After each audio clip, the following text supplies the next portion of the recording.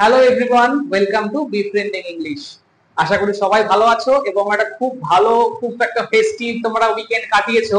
আমাদের independence day back to back holidays ছিল, সবার খুব ভালো কেটেছে। সবাইকে আমার তরফ থেকে 79th ইন্ডিপেন্ডেন্স ডে শুভেচ্ছা। ঠিক আছে, আমরা অনেক দিন ধরে ছুটি খেলাম, শুক্র শনি রবি, তারপর থেকে তো আবার পড়াশোনা শুরু করতে হবে।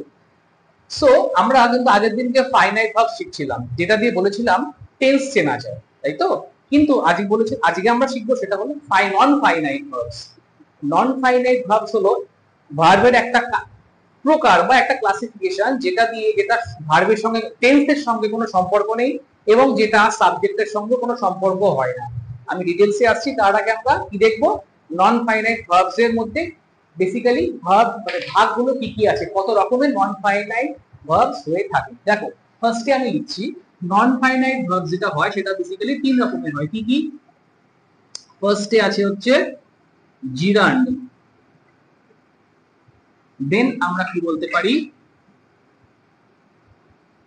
ইনফিনিটিভ, এন্ড লাস্টে আমরা কি বলবো?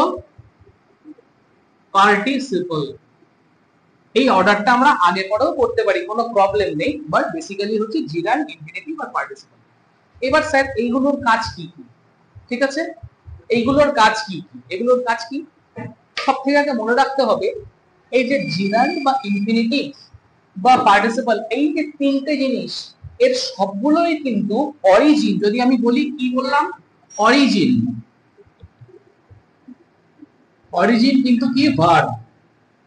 এর অরিজিন কিন্তু ভার্ব, তিনটেরই। কি হলো দেখো, খেয়াল করবে এই যে জিরান্ড বা এই যে ইনফিনিটিভ বা এই যে পার্টিসিপল, এইগুলো কি কাজে লাগে স্যার, বা এগুলো আমরা সেন্টেন্সে কিভাবে ইউজ করি? ফার্স্ট অফ অল যদি আমরা ডিসকাস করি, সেটা হলো জিরান্ড। জিরান্ড কি? খেয়াল করো, এই যে জিরান্ড যেটা বলছি আমি, তার অরিজিন কি বললাম? ভার্ব। যেমন একটা ভার্ব ধরো, বললাম লাই। লাই মানে কিন্তু মিথ্যে কথা বলা, ঠিক আছে? এবার এর সঙ্গে আমরা কিন্তু আইএনজি যদি দিই, তাহলে এটা কিন্তু হয়ে যায় LYING, লাই। খেয়াল রাখবে, ইংলিশে কোনো ভার্ব যদি আই আর ই দিয়ে শেষ হয়, তার আইএনজি ফর্মে যখন করবো আইএনজি, তখন কিন্তু ওই আই এর বদলে কিন্তু সেটা ওয়াই দিয়ে সাবস্টিটিউট হয়ে যায়। ঠিক আছে, লাইন। এবার খেয়াল রাখো স্যার, এই যে লাইভ ভার্বটা থেকে আসলো লাইন কথাটা, তাহলে এই কথাটা কিভাবে আমরা ইউজ করব? কিভাবে ইউজ করতে পারবো? ইউজ করতে এমন ভাবে পারবো, সেটাকে আমরা সেন্টেন্সে সবসময় খেয়াল রাখবে। দেখো, সাবজেক্ট হিসেবে ইউজ করবো। কিরকম ভাবে? দেখো, এক্সাম্পল আমি দিচ্ছি, দেখো, lying is a sin. Lying is a sin, মিথ্যা কথা বলা পাপ। এবার খেয়াল করো, এই লাইনটা কি হলো স্যার? খেয়াল করো, এই সেন্টেন্সে কিন্তু আমরা কি জানি? সাবজেক্ট, ভার্ব, এটা অবজেক্ট। তাহলে সাবজেক্ট, ভার্ব, অবজেক্ট। এই লাইনটা কিন্তু তাহলে কি হিসাবে ইউজ? হ্যাঁ, যেটা বললাম, লাইন হচ্ছে এখানে সাবজেক্ট হিসেবে ইউজ হলো। সাবজেক্টে কি কি বসে আমরা জানি, নয় নাউন নয়তো প্রোনাউন। এটা নিশ্চয়ই প্রোনাউন নয়, তোমরা সবাই বুঝতে পারছো। প্রোনাউন গুলো কি কি হয়? আই, উই, হি, শি, দে, এইগুলো। তাহলে লাইন, তাহলে এটা নাউন হিসেবে ইউজ হলো। তার মানে মাথায় রাখতে হবে জিরান কথাটা কি, যেটার অরিজিনটা, এই যে অরিজিনটা বললাম ভার্ব, কিন্তু সেটা ইউজ হচ্ছে নাউন হিসাবে। তাহলে এটাকে আমরা কি বলতে পারি? আরেক অর্থে আমরা জিরানকে কি বলতে পারি? Verbal noun. কি বলতে পারি? ভার্বাল নাউন, যেটা ভার্ব থেকে তার জন্ম, কিন্তু কাজ করছে কি? নাউন হিসাবে। এটা খেয়াল রাখতে হবে। এবং দেখো, লাইন ইজ আ সিন, এখান থেকে তুমি টেন্স চিনতে পারবে না, এই লাইন থেকে চেনা যায় না। এটা আমরা এখানে ফাইনাইট ভার্বটা কোনটা, আগের দিন যেটা বলেছিলাম ইজটা, এটা প্রেজেন্টে রয়েছে, বাট লাইনটা কিন্তু সাবজেক্ট। সেমন ভাবে আমি যদি বলি, দেখো স্যার, ইনফিনিটিভটা কি? ইনফিনিটিভটা হলো, এটার জন্ম কিন্তু মেন রুট ওয়ার্ড বা অরিজিনটা হচ্ছে ভার্ব, এটা আমি বলছিলাম। ঠিক আছে, এক্ষেত্রে কি হয় খেয়াল রাখবে, এটার ফর্মটা হয় হচ্ছে এই টু দি, টু এর সঙ্গে V1। আমি কিন্তু ভার্বের 5টা ফর্ম বলেছিলাম তোমাদের। কি ভার্বের 5টা ফর্মের মধ্যে V1 একদম বেস ফর্ম, যেটাকে বলা হয় কি বলা হয়? Base form. টু এর সঙ্গে V1। যেমন আমি বলি, ধরো to read, to read stories, একটা এক্সাম্পল দিচ্ছি, ইজ হিজ কি বলতে পারি, to read stories is his obsession. Obsession মানে কোনো কিছু যার প্রতি আমরা মানে পাগল হয়ে থাকি, যেটা আমরা খুব ভালোবাসি করতে। তাহলে দেখো খেয়াল করো, to read stories is his obsession. আমি এখানে কি জিনিসটা কি হলো বোঝো, এই দেখো এখানে কিন্তু এটা ভার্ব, এইটা কিন্তু অবজেক্ট, আর এই যে এই পার্টটা এইটা কিন্তু কি, এটা কিন্তু সাবজেক্টের কাজ করলো।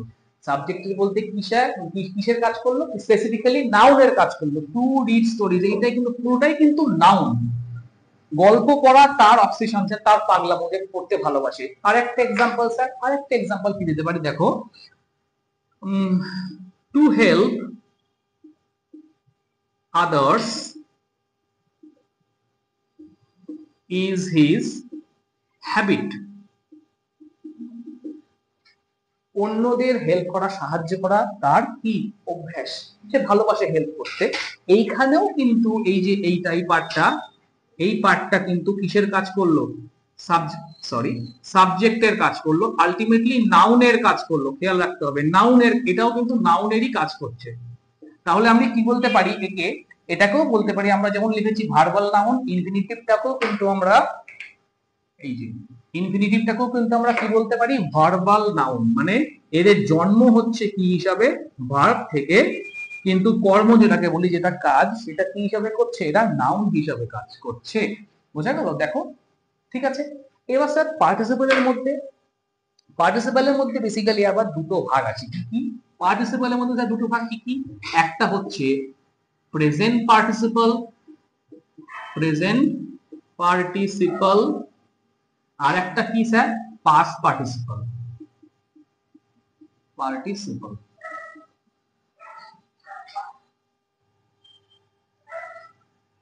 পাস্ট পার্টিসিপল, তাহলে এই যে প্রেজেন্ট পার্টিসিপল মনে আছে তোমাদের, নিশ্চয়ই মনে আছে। প্রেজেন্ট পার্টিসিপল কিন্তু আমরা বলেছিলাম, দেখো খেয়াল করো, V4 ফর্মটা, আর পাস্ট পার্টিসিপল কিন্তু ছিল কি V3 ফর্মটা। নিশ্চয়ই মনে আছে তোমার আগের ভিডিওতে। স্যার এই দুটো তো বুঝলাম, জিরাট আর ইনফিনিটিভ কি হিসাবে কাজ করে, এই যে ভার্বাল নাউন বা ভার্বাল নাউন এখানে লিখেছি দেখো, ভার্বাল নাউন। এদের কাজ কি স্যার, এরা দুজনেরই অরিজিন ভার্ব, এরাও কিন্তু ভার্ব থেকে আসে। যেমন আমি কি বলতে পারি, দেখো একটা এক্সাম্পল দিচ্ছি। ধরো একটা সেন্টেন্স আমি এখানে লিখছি, ধরো আমরা কি জানি ব্রেক, এর V2 কি, ব্রোক, এর V3 কি, ব্রোকেন, এর V3 হলো ব্রোকেন, এটা থার্ড ফর্ম, এটা তো থার্ড ফর্ম। আবার কি, এটা আছে ব্রেকিং, যদি আমরা ব্রেকিং দিই, এটা কিন্তু আবার কোন ফর্ম, এটা কিন্তু আবার ফোর্থ ফর্ম, তাই না? দেখো এটা থার্ড ফর্ম, এটা কিন্তু ফোর্থ ফর্ম।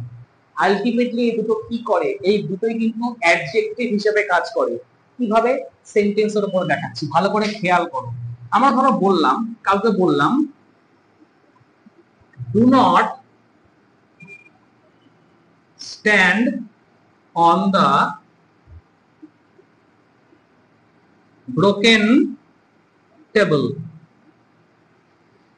ভেরি কেয়ারফুলি দেখো, টেবিলটা এখানে নাউন, আমরা সবাই জানি টেবিলটা এখানে নাউন, টেবিলটাকে মডিফাই করছে দেখো ব্রোকেন কথাটা। ব্রোকেন কথাটা কিন্তু এসছে ব্রেক ভার্ব থেকে, এটা কিন্তু V1, এটা V2, এটা V3, এটা V4।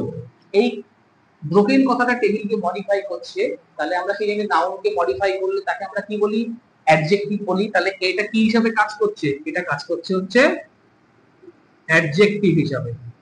তার আবার রুটটা কি, মূল ওয়ার্ডটা কিন্তু ভার্ব, তাহলে এটাকে আমরা আরেকটা কি নামে ডাকতে পারি হচ্ছে কি ভার্বাল অ্যাডজেক্টিভ। কি বলতে পারি এটাকে, ভার্বাল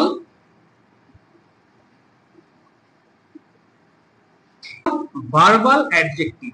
জন্ম কিন্তু ভার্ব থেকে, কিন্তু কাজ হচ্ছে অ্যাডজেক্টিভ হিসাবে। ব্রোকেন স্যার, তাহলে আইএনজি দিয়ে তুমি দেখাও, এই যে V3 ফর্মটা ইউজ হলো, এটা তো অ্যাডজেক্টিভ কোন ফর্ম ছিল, এটা তো V3 ফর্ম ছিল, রাইট? এটা V3 ফর্ম ছিল। V4 ফর্ম দিয়ে স্যার, V4 ফর্ম দিয়ে হবে। দেখো কেরাম বলতে পারি, অনেকরকম সেন্টেন্স হয়। ফার্স্টে একটা এক্সাম্পল দিচ্ছি, দেখো দিস ইজ আ, আমরা সারাক্ষণ শুনছি ব্রেকিং নিউজ।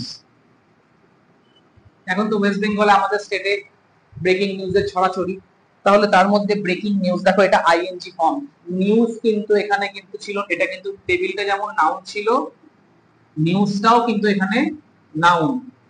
তাহলে একে মডিফাই করছে কে, ব্রেকিংটা, ভার্বের কোন ফর্ম, V4 ফর্ম। তাহলে এটা কিন্তু কি হিসাবে ইউজ হলো, অ্যাডজেক্টিভ হিসাবে, অ্যাডজেক্টিভ হিসেবে ইউজ হলো। তাহলে এটা কিন্তু ভার্বের ফোর্থ ফর্ম, কি V4, তাই তো, V4 তো। তাহলে স্যার এটা কি অন্যভাবে ইউজ হতে পারে? হ্যাঁ অন্যভাবে ইউজ হতে পারে। আর একটা সেন্টেন্স আমি দেখাচ্ছি, দেখো ভালো খেয়াল করো। ধরো একটা সেন্টেন্স আমি লিখলাম, কি সেন্টেন্স লিখলাম, I saw him playing with the ball।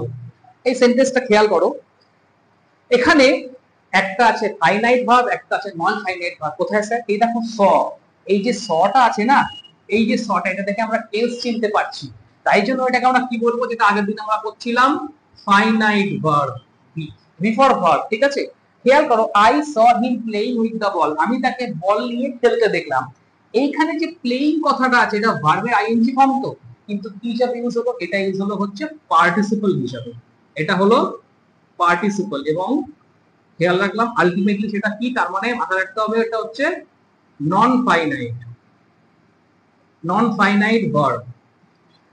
এটা থেকে টেন্স চিনতে পাচ্ছি না আমরা, তাকে খেলতে দেখলাম। দেখো আরেকটা এক্সাম্পল দিলে তোমাদের কাছে ক্লিয়ার হয়ে যাবে। এক্সাম্পলটা আমি এখানে দিচ্ছি, দেখো খেয়াল করো ভালো করে। এই যে আই স হিম, এটা তো পাস্ট, V2 তে। একটা সেন্টেন্স দেখো, we see him playing with the cards. দেখো এখানেও কিন্তু প্লেইং কথাটা ইউজ করলাম, আবারও ইচ্ছা করে যাতে বুঝতে সুবিধা হয়, এখানেও সি। এখানে স ছিল বলে এটা ছিল কি প্রেজেন্ট, এই সিম্পল পাস্ট, এটা সিম্পল প্রেজেন্ট, কিন্তু এখানেও প্লেইং রয়েছে, এখানেও প্লেইং রয়েছে। পার্থক্য কি স্যার? এটা সিম্পল প্রেজেন্টে, এটা সিম্পল পাস্টে, বাট কোথাও টেন্সটাকে কিন্তু ডিফাইন করছে না প্লেইংটা। দুটোই আলটিমেটলি কি কাজ করছে স্যার, এই যে তার আগে যে প্রোনাউনটা আছে না, এই দেখো হিম, এই প্রোনাউনটা একে বোঝাচ্ছে এ কি করছিল, একে বোঝাচ্ছে এ কি করছিল, ও কার্ডস নিয়ে বা তাস নিয়ে খেলছিল, আর এক্ষেত্রে ও বল নিয়ে খেলছিল।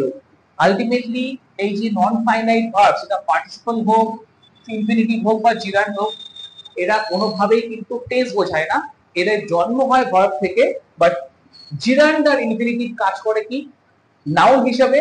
whereas এই পার্টিসিপলের মধ্যে প্রেজেন্ট পার্টিসিপল আর পাস্ট পার্টিসিপলের জন্ম ভার্ব থেকে হলেও তারা কাজ করা হচ্ছে অ্যাডজেক্টিভ হিসাবে। বোঝা গেল?